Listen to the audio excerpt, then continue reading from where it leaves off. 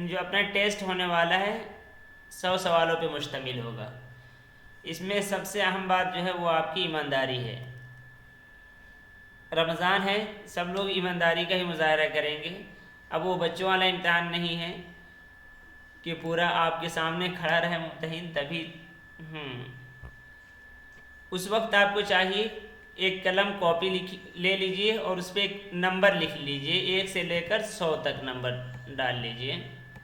1 से 100 तक नंबर लिखने के बाद वहाँ क्या करना है, सवाल जब आपके सामने आएगा तो उस पर जितना वक्त दिया जाएगा, एक सवाल के लिए कितना वक्त चाहिए आप लोग बताएं।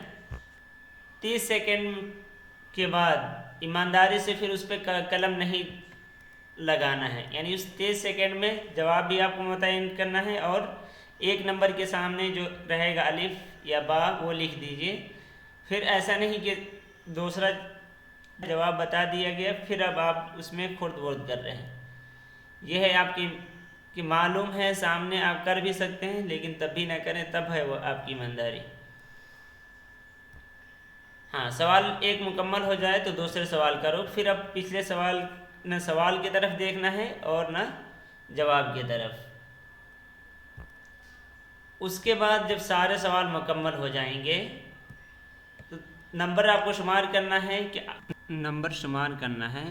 उसके लिए करना ये होगा कि एक सवाल का जब आप आंसर दें, दूसरे तरफ जब जाएंगे तो उसी वक्त आपको जवाब बताया जाएगा। जवाब बताते ही अगर आपका गलत है तो गलत का निशान यानी क्रॉस कर दें, और अगर दुरुस्त है तो दुरुस्त का निशान लगा दें। और फिर जो ख़त्म हो गया तो अब गिन लें कि कितना दुरुस्त है, और उसके बाद लिखना है जैसे अगर 80 दुरुस्त हैं तो ऊपर लिख देना है 80 आउट ऑफ 100। तो इस तरह आपको पूरा रिज़ल्ट खुद भी यहाँ पे आ जाएगा, और उसके बाद या मेरे पर्सनल पर भेज दें, टेलीग्राम पे या व्हाट्सएप पे, जिस पे भी आपको आसानी हो उस पर भेज सकते। आंसर लिखना होगा या फिर अलिफ बा पे अलिफ बा, सिर्फ अलिफ बा, उतना वक्त आंसर लिखने की ज़रूरत नहीं। जी।